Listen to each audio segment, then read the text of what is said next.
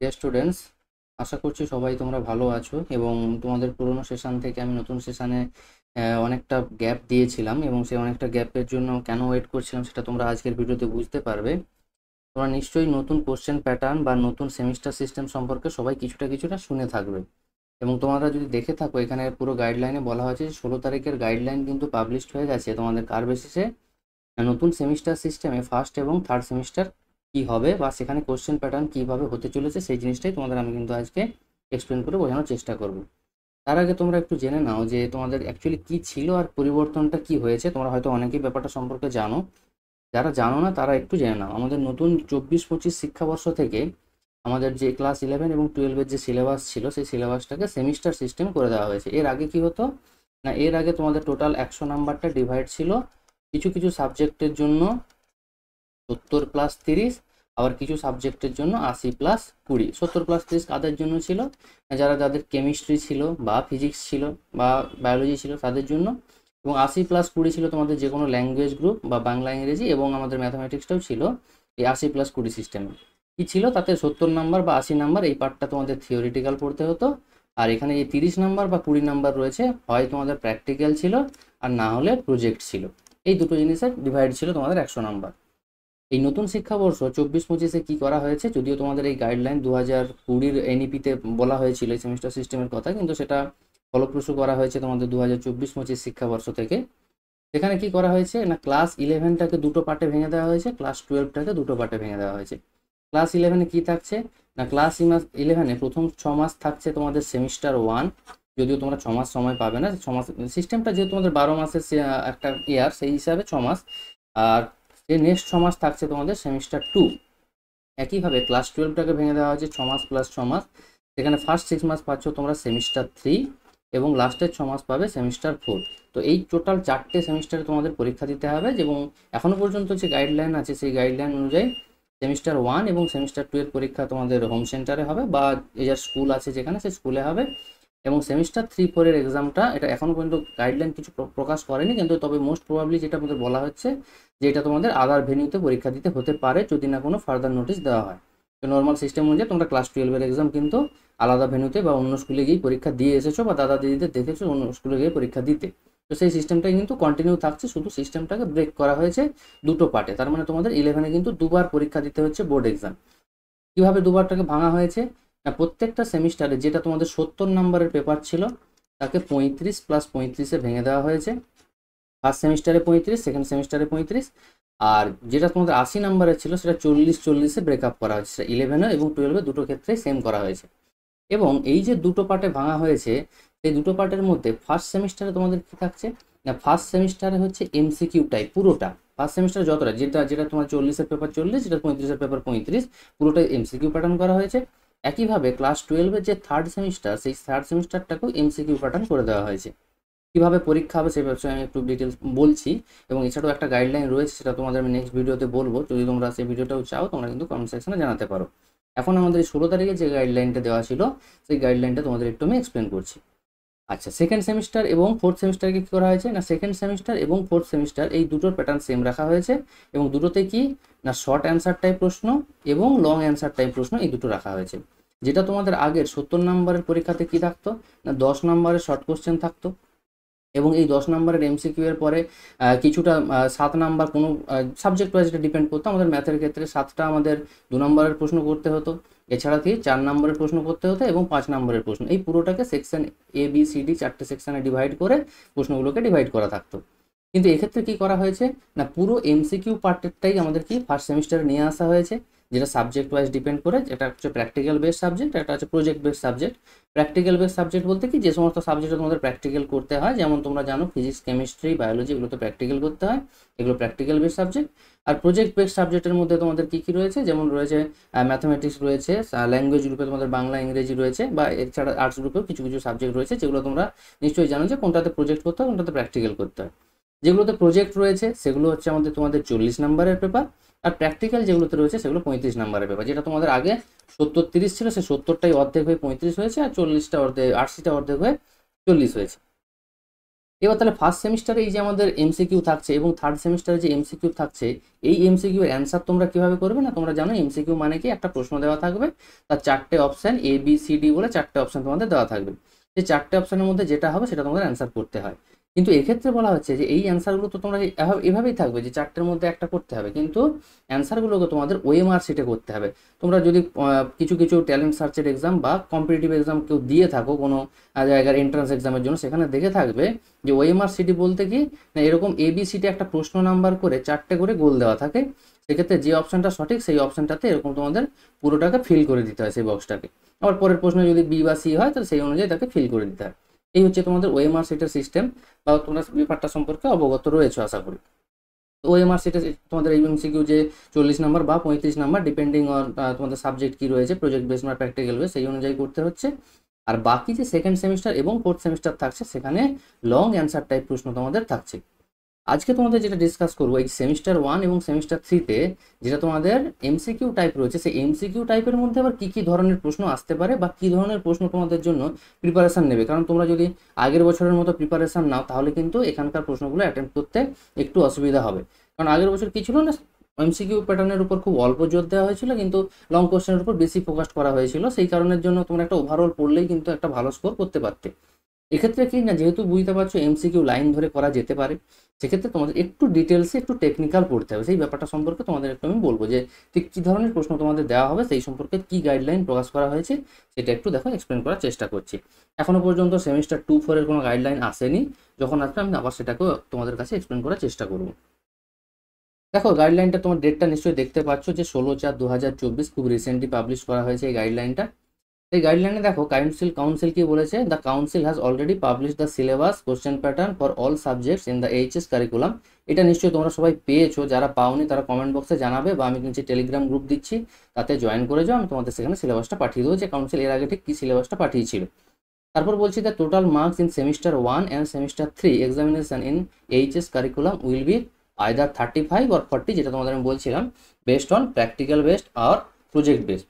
Practical base তোমাদের বললাম যে ফিজিক্স কেমিস্ট্রি বায়োলজি এগুলো সব প্র্যাকটিক্যাল বেস, সেগুলো সব 35 নম্বরের হবে, এবং 40 কাদের হবে না যেগুলো প্রজেক্ট বেসড, যেমন হচ্ছে বাংলা, ইংরেজি, ম্যাথামেটিক্স, এছাড়া আরও অনেকগুলো সাবজেক্ট রয়েছে, সেগুলো সব প্রজেক্ট বেস যেগুলো সেগুলো সব 40 নম্বরের হবে। Will be held and 20 for music and visual arts. যাদের মিউজিক এবং ভিজুয়াল আর্টস রয়েছে, মানে যারা আর্ট কালচারের দিকে যারা নিচ্ছ, আর্ট কালচার নিয়ে পড়াশোনা করছো, তাদের জন্য 20 নম্বরের পেপার হবে, সেটা এখানে বলেছে। তাহলে এই যে আমাদের 35 নাম্বার বা কোনোটার ক্ষেত্রে 40 নাম্বার ডিপেন্ড করছে, আমি 40টাকে স্ট্যান্ডার্ড রুট ধরছি, তাহলে বোঝাতে সুবিধা হবে। একই রকম 35-এর ক্ষেত্রেও সেম জিনিস ফলো হবে। তাহলে এই 40 নাম্বারের মধ্যে প্রশ্নগুলো কিভাবে থাকছে দেখো, সেটা পরের লাইনে বলেছে যে around 50% question in this paper will be considered basic and simple question. তাহলে অ্যারাউন্ড 50% করলে আমাদের কত হয় না, 50% যদি আমরা 40-এ নিই তাহলে 20 মার্কস। তাহলে 20 মার্কসের যে প্রশ্নটা থাকছে সেটা কিন্তু একেবারেই বেসিক থাকছে, একদম জাস্ট সিম্পল নলেজের উপর বেস করে 20 নাম্বার কিন্তু তোমরা সহজেই তুলতে পারবে, যেটা জেনারেল নলেজ থেকে হতে পারবে। তারপর বলছে কি না, around 30% question will be bit more complex. তাহলে এর মধ্যে থেকে কত না 30% প্রশ্ন একটু কমপ্লেক্স। তাহলে 40-এর 30% মানে 12 marks.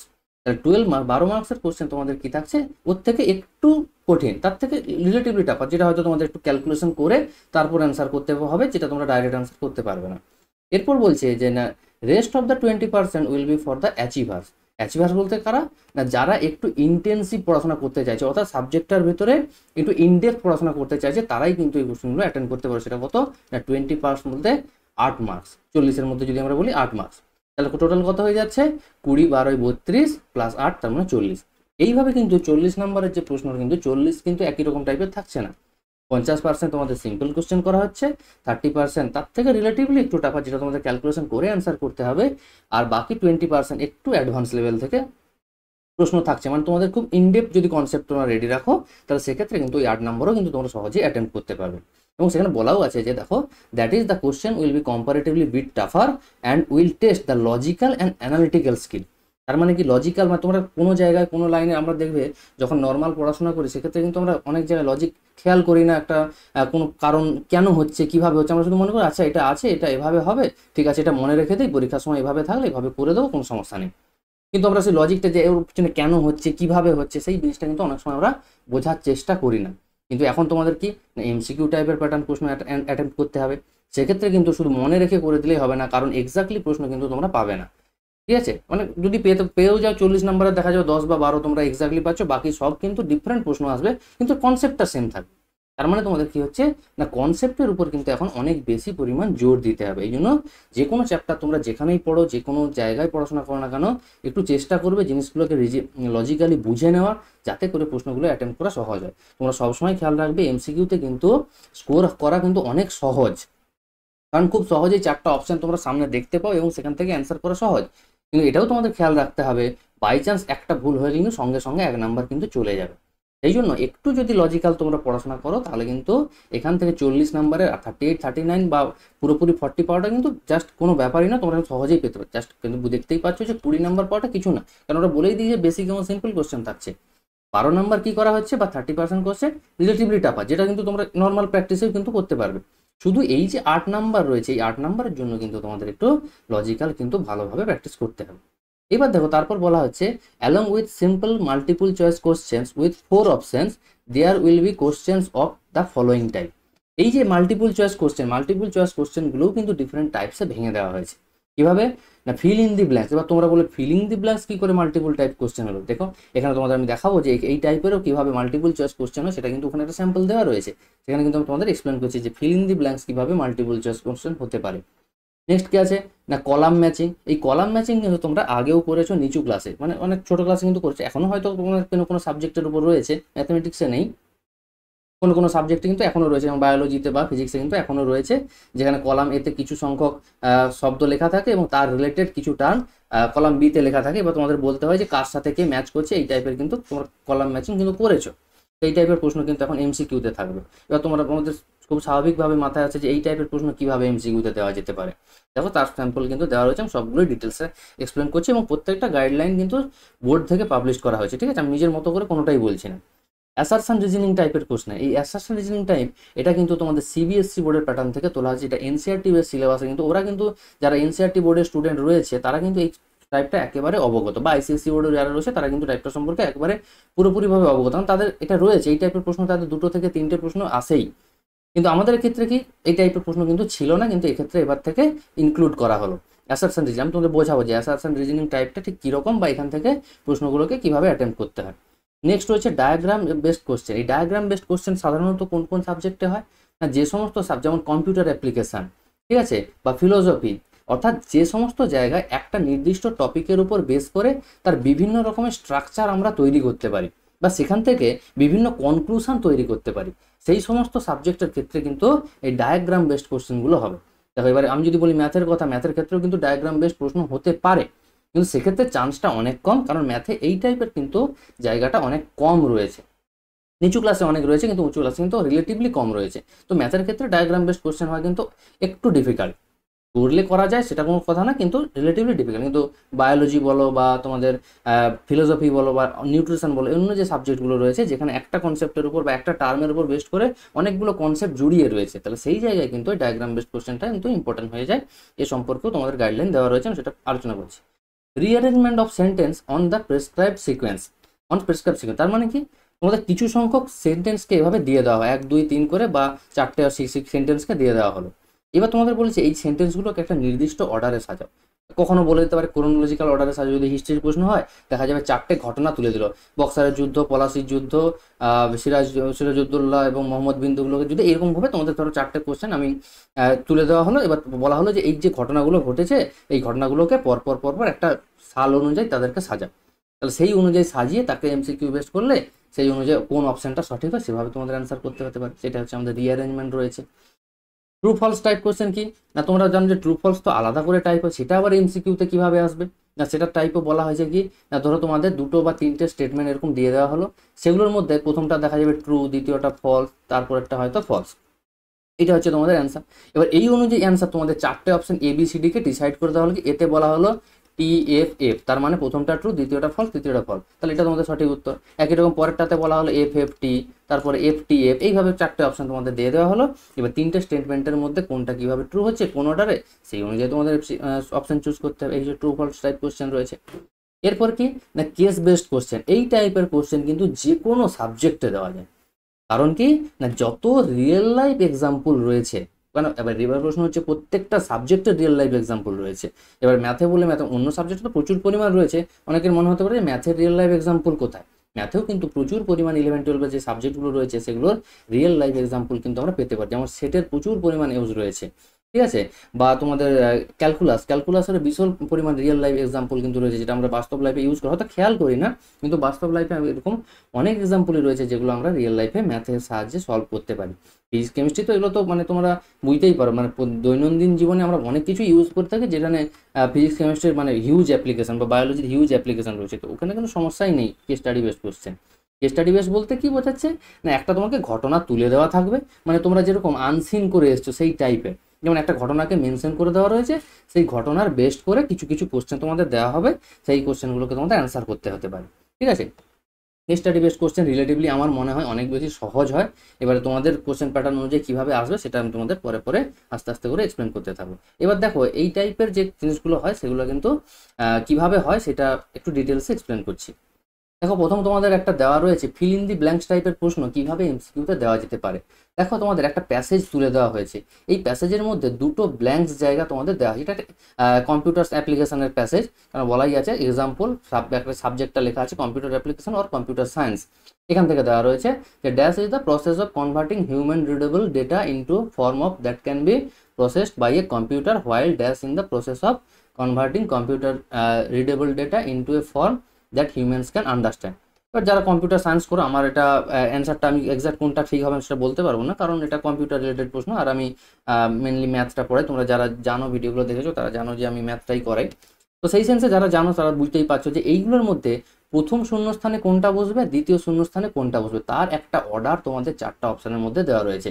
Encoding decryption, encoding decoding, decoding decryption and decoding encoding, এইভাবে তোমাদের দেওয়া রয়েছে দেখো চারটা অপশান। তাহলে প্রথম অপশানে যদি তোমাদের এনকোডিং, দ্বিতীয়টাতে ডিকোডিং হয় তাহলে অপশান নাম্বার বি সঠিক হয়ে যাবে। এইভাবে কিন্তু একটা আমাদের ফিল ইন দি ব্ল্যাঙ্কসকেও এমসিকিউ হিসেবে দেওয়া যেতে পারে। নেক্সট দেখো বলা হয়েছে কলাম ম্যাচিং।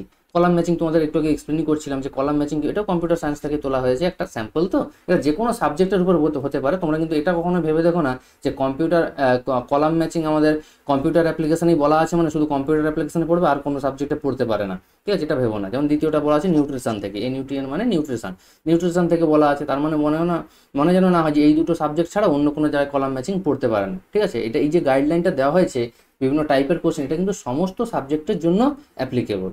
এবার এখানে কি একটা শর্ত বলে দেওয়া আছে, যদি কোনো টিচার চান যে আমি কলাম ম্যাচিং দেবো না তাহলে সে নাও দিতে পারে, ঠিক আছে, এই জিনিসটা বলা আছে। কিন্তু এমনটা তো নয় যে আমরা তো জানতে পারবো না যে কিভাবে আমাদের বছরের প্রশ্নগুলোকে রেডি করা হচ্ছে, সেই জন্য আমাদের সমস্ত টাইপের প্রশ্নের জন্য কিন্তু তৈরি থাকতে হবে।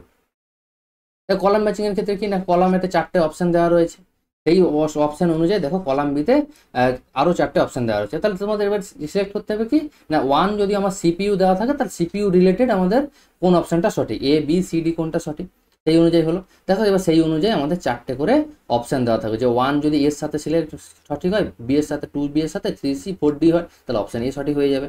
একইভাবে ওয়ান যদি সি এর সাথে হয়, 2B এর সাথে 3A 4D হলে অপশন ডি সঠিক হবে। এইভাবে তোমাদের কোন কলামের সাথে কোন কলাম ম্যাচ করছে এইটা তোমাদের এক্স্যাক্টলি বুঝে নিতে হবে, সেই অনুযায়ী তোমাদের চারটে অপশন দেওয়া থাকবে, সেই অপশনগুলোর মধ্যে যেটা সঠিক হবে তোমাদের সেটা টিক করতে হবে। একই রকমভাবে নিউট্রিশন একটা এক্সাম্পল দেওয়া রয়েছে, একইভাবে যারা নিউট্রিশন পড়ছো বা নিউট্রিশন সাবজেক্ট নিয়ে অলরেডি পড়া শুরু করছো তারা কিন্তু চাইলে ব্যাপারটা দেখতে পারো, আমি তোমাদের জিনিসটা শুধু বোঝাচ্ছি, ঠিক আছে। আর কি না, রিঅ্যারেঞ্জমেন্ট অফ সেন্টেন্স, এটাও কোথা থেকে দেওয়া আছে, নিউট্রিশন, এনইউটিএন বলতে নিউট্রিশন থেকে দেওয়া আছে। বলা হয়েছে কি না, চারটে অপশন সেন্টেন্স তোমাদের দিয়ে দেওয়া হয়েছে।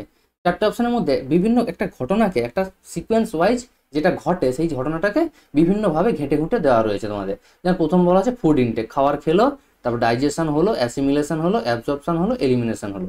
তার মানে খাওয়া থেকে সেই খাবারটা পাচন হয়ে বহিষ্করণ হওয়া পর্যন্ত যে স্টেপটা ফলো হয় সেই স্টেপের অর্ডারগুলো কিন্তু এখানে মেনশন করা রয়েছে।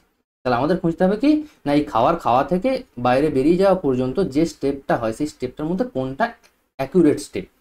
নিশ্চয়ই বুঝতে পারছো যে এই লাস্টে যেটা অ্যাসিমিলেশন, অপশন সি কখনোই হবে না, কারণ ফুড ইনটেকের মধ্যে মাঝে কোথাও এলিমিনেশন প্রসেসটা নিশ্চয়ই আসবে না, ঠিক আছে, এলিমিনেশন লাস্টেই হবে। তাহলে অপশন ঠিক হতে পারলে কি এ বি বা ডি এর মধ্যে কোনো অপশন ঠিক হবে। এবার যারা নিউট্রিশন পড়ছো বা যাদের বায়োলজি একটু ঠিকঠাক আছে তারা এক্সাক্ট অ্যান্সারটা এখনই করতে পারবে।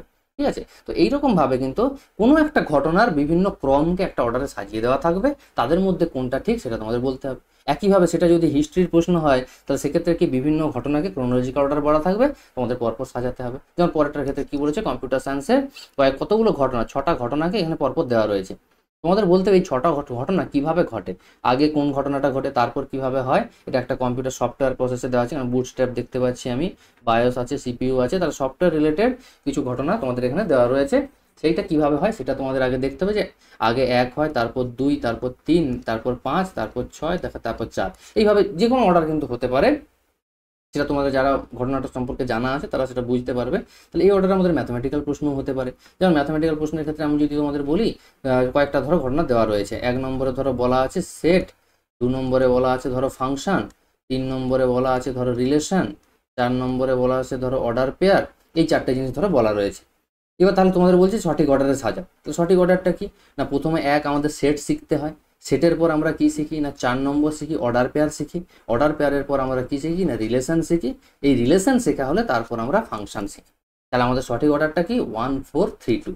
তাহলে আমাদের যেখানে যে অপশানে আমরা 1 4 3 2 পাবো সেটাকে আমরা কিন্তু সঠিক বলে বিবেচনা করব। তার মানে তোমাদের এই ঘটনাগুলো জানতে হবে যে কোনটা থেকে আমরা কোনটা শিখছি বা কার সাথে রিলেটেড, এই ঘটনাগুলোকে শিখতে হবে। তাহলে তোমরা বুঝতেই পারছো যে ডিটেলসে কেন আমাদের এত বেশি পড়া দরকার। নাহলে কিন্তু এই জিনিসটা আমরা সত্যি ডিটারমাইনই করতে পারবো না যে ঠিক কোন ঘটনাটা কিভাবে ঘটে থাকে। ঠিক আছে, এরকম একই রকমভাবে একটা এক্সাম্পল ইংলিশের একটা এক্সাম্পল দেওয়া রয়েছে, একটা সাম অ্যাস্ট্রোলজার্স ডে বলে নিশ্চয়ই আর কে নারায়ণের তোমাদের নিশ্চয়ই আছে সিলেবাসের মধ্যে, সেই তার একটা ঘটনাকে এক্সপ্লেন করা রয়েছে। তেমনি বিভিন্ন নাটকের একটা ঘটনাকে এক্সপ্লেন করে দেওয়া থাকতে পারে বিভিন্ন অর্ডারে সেন্টেন্সগুলো করে, সেটা তোমাদের কারেক্টলি রিঅ্যারেঞ্জ করে তোমাদের জিনিসগুলোকে বলতে হবে। একইভাবে কি থাকছে, রিলেশন বিটুইন টু সেন্টেন্স কি আছে, যখন একটা হিস্ট্রি থেকে এক্সাম্পল দেওয়া রয়েছে যে স্টেটমেন্ট এ স্টেটমেন্ট বি, দুটো স্টেটমেন্ট দেওয়া রয়েছে, তাদের মধ্যে রিলেশনটা তোমাদের খুঁজতে হবে। রিলেশনের মধ্যে কি হতে পারে, যেমন অপশানে বলেছে দেখো বি কন্ট্রাডিক্টস এ, কন্ট্রাডিক্টস মানে বৈপরীত্য, অর্থাৎ একটা ঘটনা আর একটা ঘটনা ঠিক বিপরীত। আর কি বলছে না B is the reason of A, তার মানে যে দুটো ঘটনা বলা আছে একটার কারণে আরেকটা ঘটে, যদি এমন সেন্স বোঝায় তাহলে সেটা সঠিক হবে। আবার যদি এমন হয় যে একটা ঘটনা ট্রু আর একটা ফলস, তাহলে এ ট্রু বি ফলস, এটা হতে পারে। আর এমনও হতে পারে যে A B independent of each other, যে দুটো ঘটনা বলেছে সে দুটো ঘটনার মধ্যে পরস্পর কোনো মিলই নেই, এমনও হতে পারে। যেমন আমি তোমাদের যদি একটা এ স্টেটমেন্ট একটা যদি তোমরা বলি যে if A subset of B then we can say that A intersection B equal to A, এটা একটা ঘটনা বললাম। আর বি বলে আরেকটা ঘটনা বলছি, integration of sine x dx equal to minus cos x plus c, এইভাবে ধরো একটা ঘটনা বললাম minus cos x plus c. তাহলে এই ঘটনাটা কি না, এই ঘটনাটা ট্রু, এটা আমরা সেটার ক্ষেত্রে আমরা যারা পড়েছো তারা জানি। আবার যারা ইন্টিগ্রেশন পড়েছো তার ক্ষেত্রে দেখতে পাচ্ছ যে বি ঘটনাটাও ট্রু, কেন এটা ইন্টিগ্রেশনের ফর্মুলা। কিন্তু দেখো একটা ঘটনা আরেকটা ঘটনার মধ্যে কোনো মিল নেই, কারণ একটা ক্যালকুলাসের পার্ট একটা সেটের পার্ট। তাহলে সেক্ষেত্রে আমরা কি বলবো না একটা আরেকটাকে বৈপরীত্য করছে সেটা তো বলতে পারছি না, এবং একটা আরেকটা রিজন সেটাও বলতে পারবো না, একটা ট্রু আরেকটা ফলস তাও বলতে পারবো না, কারণ দুটোই ট্রু। তার মানে কোনটা হবে না A and B independent of each other, তাহলে একটা অপরের সাথে পরস্পর স্বাধীন, দুটো জিনিস পরস্পর স্বাধীন, পরস্পর থেকে পৃথক আলাদা, এমনটা বলতে পারি। আবার কন্ট্রাডিক্টস বলতে পারি কি, ধরো তোমাদের অপশন এটা দিলাম, অপশন বিটা না দিয়ে আমি জিনিসটাকে চেঞ্জ করে দিচ্ছি যে এ সাবসেট অফ বি হলে ইন্টারসেকশন বি হয়, তারপর বলছি যে x belongs to A minus B হলে এক্স বিলংস টু বি হবে, এই জিনিসটা ধরো আমি তোমাদের বলছি। তাহলে দেখো আমি যদি এখন বলি এক্সটা এ মাইনাস বিতে আছে, তার মানে কি না, যারা সেটার কনসেপ্ট জানো তারা বুঝতেই পারছো যে এক্স এতে আছে কিন্তু এক্স বিতে নেই। কিন্তু পরের লাইনে আবার কি বলছি না এক্স বিতে আছে, তাহলে কি করছে একটা ঘটনা আর একটা ঘটনাকে কি করছে কন্ট্রাডিক্ট করছে, বৈপরীত্য করছে, একবার বলছে আছে আবার একবার বলছে নেই, তার মানে একটা পরকে বিপরীত বলছে, যে মানে বৈপরীত্য একটা ঘটনা সেন্স এসে যাচ্ছে। সেই জিনিসটা যখন হবে তাহলে অপশন এ সঠিক হয়ে যাবে। এইভাবে কিন্তু তোমাদের জিনিসগুলোকে লজিক্যাল যাচাই করে তারপর অপশনগুলোকে ঠিক করতে হবে। একই রকম তোমাদের ইংলিশের একটা স্টেটমেন্ট দেওয়া, দুটো স্টেটমেন্ট দেওয়া আছে, তাদের মধ্যে একই রকম রিজনগুলো 4টে অপশন দেওয়া আছে, যেটা সঠিক হবে সেটা তোমাদের বলতে হবে।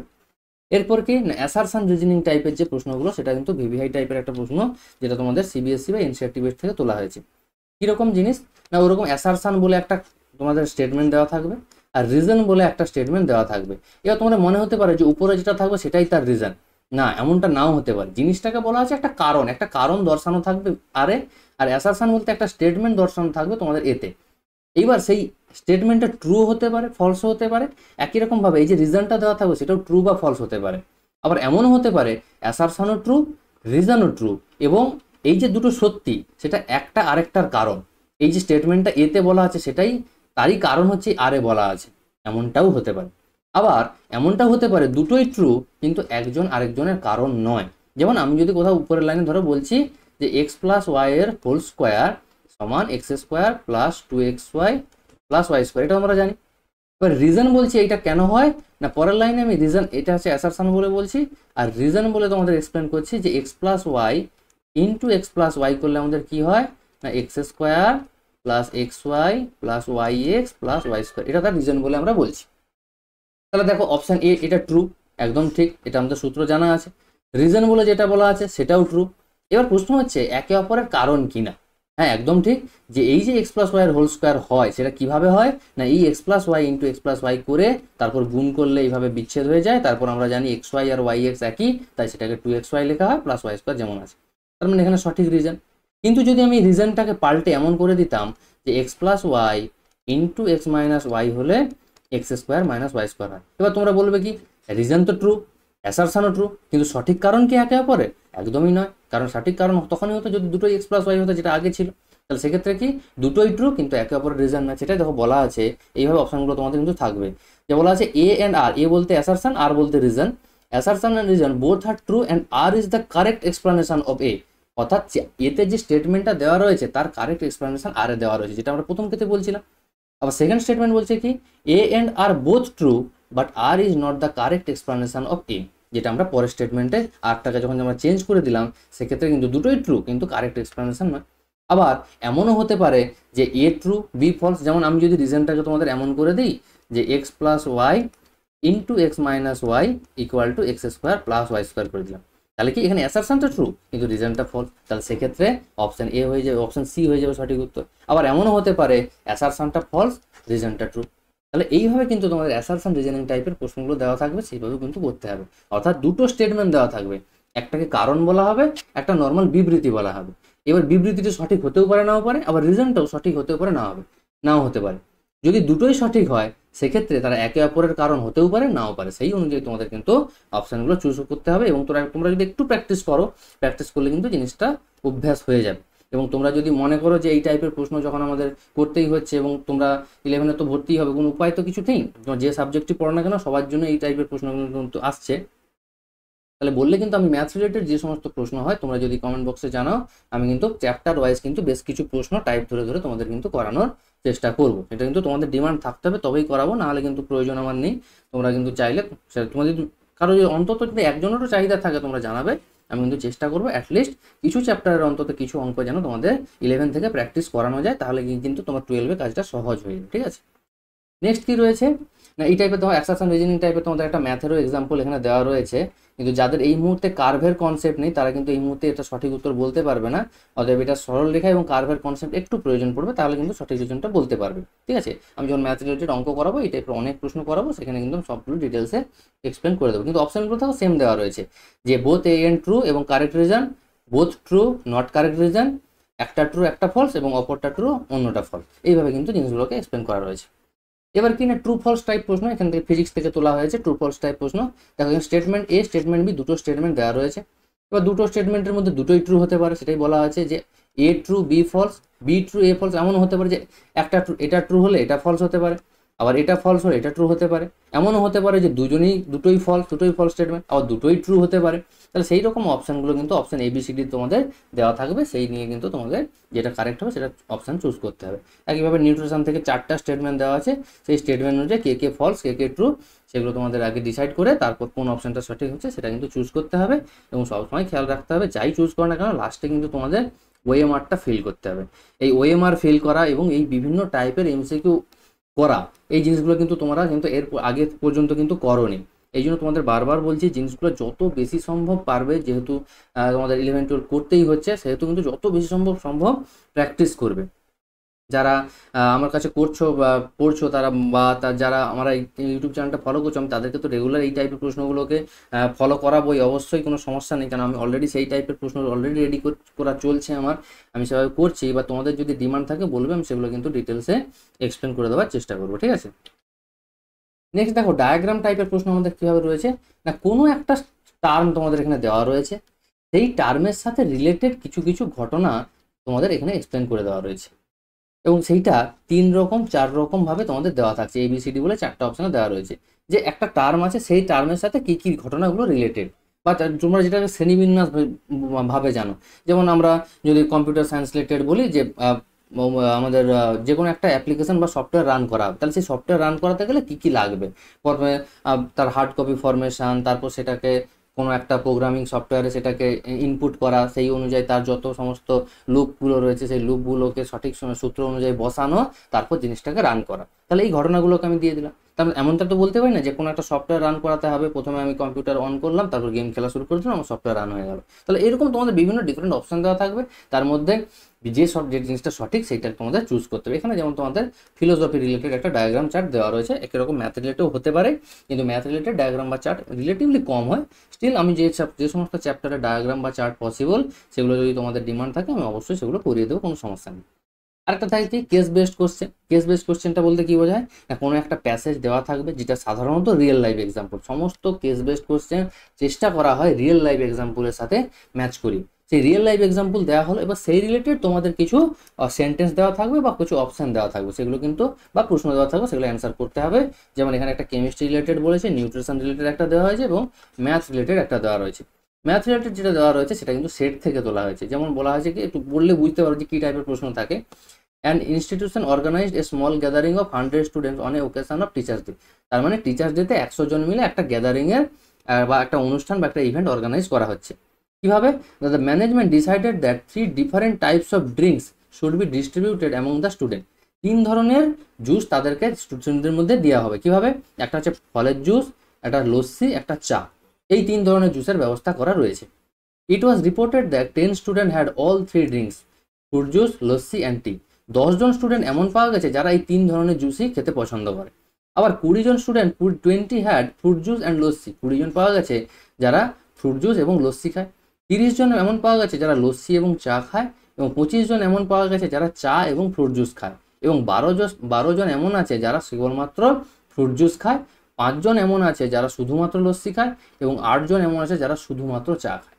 তাহলে এই 100 জনের মধ্যে বিভিন্ন ধরনের স্টুডেন্ট টিচার্স রয়েছে, এবং তোমরা দেখবে যে কোনো পার্টি বা ইভেন্টে গেলে তাই হয়ে থাকে, যে কেউ দুটো বিভিন্ন রকমের আইটেম থাকে, সবাই তো সব আইটেম খেতে পছন্দ করে না, কেউ দুটো আইটেম পছন্দ করে। আবার এমনও কেউ থাকবে দেখবে যারা সমস্ত আইটেমই কিন্তু খাচ্ছে, বা সমস্ত আইটেমই পছন্দ হোক না হোক খাচ্ছে, তো সব রকম টাইপের থাকছে। আবার কেউ একটা টাইপের আইটেম খাচ্ছে, সেই জিনিসটাই কিন্তু একটা রিয়েল লাইফ প্রবলেম ম্যাথে বলা রয়েছে, যেটা আমরা সেটের সাহায্যে সমাধান করতে পারি। এবার বলছে কি, প্রশ্নটা কীরকম থাকছে না, the number of student who did not take any drink. তাহলে এমনও তো কেউ থাকতে পারে এই যে 100 জনের মধ্যে সবাই যে এই যে 3 রকমের ড্রিঙ্ক, ফ্রুট জুস, লস্যি বা টি রয়েছে, সবাই যে খেতে পছন্দ করবে সেটা নাও হতে পারে। কেউ তো এমনও থাকতে পারে যে কোনো ধরনের ড্রিঙ্কসই পছন্দ করে না। তোমাদের সেই সংখ্যাটা কত সেটা বের করতে হবে। যখন আমরা তোমাদের সেট রিলেটেড অঙ্ক করাবো তখন সেট রিলেটেড জিনিসটা এক্সপ্লেন করবো কীভাবে আমরা বের করবো, বা তোমরা ট্রাই করতে পারো। ট্রাই করে অপশন যদি কমেন্ট বক্সে জানাও তোমাদের সত্যি ঠিক হয়েছে না ভুল হয়েছে, এটা কিন্তু জানাতে পারবো। যারা সেট পড়েছো, যারা এখনো পড়োনি, তারা আমি এই সেট রিলেটেড যখন অঙ্ক করাবো তখন সেই রিলেটেড জিনিসটা কিন্তু এক্সপ্লেন করতে হবে যে কীভাবে আমরা এগুলো বের করতে পারি, সেটা সেটের কনসেপ্ট। ঠিক আছে, তো আশা করি তোমাদের নিশ্চয়ই বোঝা গেছে যে কী ধরনের প্রশ্ন আমাদের মোটামুটি এমসিকিউতে হতে পারে। ঠিক আছে, তোমাদের যদি আমরা ফার্স্ট স্লাইডে নিয়ে যাই, তাহলে সেখানে নিয়ে গেলে দেখো এই টাইপের প্রশ্নগুলোই আমাদের কিন্তু বলা ছিল, যে fill in the blanks, column matching, assertion reasoning, diagram based, rearrangement of sentence, true false type এবং কেস বেসড টাইপ। তাহলে এই টাইপের প্রশ্নগুলো কিন্তু তোমাদের আমি ডিটেলসে আলোচনা করতাম, যে কী টাইপের হতে পারে, সেই রিলেটেড প্রশ্নগুলো কেমন ধরনের হতে পারে, এবং তার অ্যান্সার করার টেকনিক কী কী হতে পারে। এবার তোমরা যে সাবজেক্ট পড়ছো সেই রেসপেক্টিভলি সাবজেক্টের রেসপেক্টে তোমাদের টিচার নিশ্চয়ই তোমাদের করাবেন। এবং তোমাদের যদি ম্যাথ রিলেটেড এইরকম টাইপের এমসিকিউ রিলেটেড প্রশ্ন তোমাদের যদি প্র্যাকটিস করার ইচ্ছা থাকে, বা তোমরা যদি চাও যে কীভাবে আমরা প্রশ্নগুলোকে অ্যাটেন্ড করবো বা কীভাবে আমরা কন্ডাক্ট করবো, সেইগুলো তোমরা কিন্তু কমেন্ট বক্সে জানাতে পারো। আমি চেষ্টা করবো সেই রিলেটেড কিন্তু প্রত্যেকটা চ্যাপ্টার ধরে অ্যাটলিস্ট অন্তত 20 থেকে 30টা প্রশ্ন যেন বিভিন্ন টাইপের আমি তোমাদের করিয়ে দিতে পারি। ঠিক আছে, সেটা তোমাদের ডিমান্ড থাকলে তোমরা অবশ্যই কমেন্ট বক্সে জানাবে, এবং তোমরা অবশ্যই সাথে থাকো, কারণ নেক্সট ভিডিওতে আমি তোমাদের আরও একটা 18 তারিখে একটা গাইডলাইন তোমাদের পাবলিশ করা হয়েছে 18/4/2024, অর্থাৎ এই 16 তারিখের ঠিক 2 দিন পর আরও একটা গাইডলাইন পাবলিশ করে। সেখানে কি বলা হয়েছে না, সেখানে তোমাদের সমস্ত সেমিস্টার 1, 2, 3, 4 প্রত্যেকটা সেমিস্টারে তোমাদের সাবজেক্ট কম্বিনেশন কী কী থাকছে, কী মান্থে তোমাদের টেন্টেটিভ এক্সামগুলো হতে পারে, এবং কারো যদি কোনো এক্সামে সাপ্লি থাকে, অর্থাৎ কেউ ধরো কোনো এক্সামে পাস করতে পারলে না, তাহলে সেক্ষেত্রে তার কি হতে পারে বা সে কীভাবে পরের সাপ্লি সেই ব্যাকলগগুলো ক্লিয়ার করতে পারে সেই সম্পর্কে বলা রয়েছে। এবং কোন ভেন্যু, ওই যে তোমাদের বলছিলাম যে হোম ভেন্যুতে এক্সাম হবে নাকি তোমাদের আউটসাইড কোনো ভেন্যুতে গিয়ে এক্সাম দিতে হবে, সেই রিলেটেড সমস্ত তথ্যগুলো বলা রয়েছে। সেটা হচ্ছে 18 তারিখের গাইডলাইন তোমাদের কিন্তু সেই জিনিসগুলো পাবলিশ করা রয়েছে। ঠিক আছে, আমি সেই জিনিসটাও চেষ্টা করছি কালকের মধ্যে বা দু একদিনের মধ্যে আমি কিন্তু সেই ভিডিওটাকে এক্সপ্লেন করে তোমাদের বোঝানোর চেষ্টা করছি। যারা যারা এখনও সেই গাইডলাইনটা দেখোনি দেখতে পারো, এবং এই গাইডলাইনটা যাদের প্রয়োজন তারা টেলিগ্রাম গ্রুপে জয়েন করেছো, আমি ডিসক্রিপশনে লিঙ্ক দিয়ে দিচ্ছি, সেখান থেকে আমি কিন্তু তোমাদের গাইডলাইনটা পাঠিয়ে দেবো। এবং পরবর্তী ভিডিওটির জন্য তোমরা অবশ্যই সাথে থাকো, একটু চ্যানেলটাকে সাবস্ক্রাইব করে রাখো, তাহলে আমার চ্যানেল গ্রোথের জন্য বলছি না, তোমাদের মেনলি আপডেটগুলো পেতে সুবিধা হবে। সহজেই তোমরা কিন্তু এই ক্লাস 11 নতুন এডুকেশন প্যাটার্ন সিস্টেম রিলেটেড যত সমস্ত ম্যাথামেটিক্যাল আপডেটগুলো তোমরা কিন্তু খুব সহজেই পাবে। ঠিক আছে, তো সেই জন্য সাথে থাকতে পারো, তোমাদের যদি মনে হয়। না মনে হলে কোনো সমস্যা নেই, তোমরা জাস্ট ভিডিওটা দেখো, যাদের যাদের প্রয়োজন তাদেরকে শেয়ার করতে পারো। ঠিক আছে।